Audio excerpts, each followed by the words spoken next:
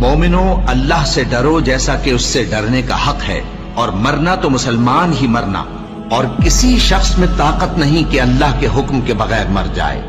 उसने मौत का वक्त मुकर्रर करके लिख रखा है, और जो शख्स दुनिया में अपने अमाल का बदला चाहे उसको हम यही बदला दे देंगे, और जो आखिरत में तालिब सवाब हो उसको वहां अजर अता करेंगे, और हम शुक्रगुजारों को अनकरीब बहुत अच्छा सिला देंगे।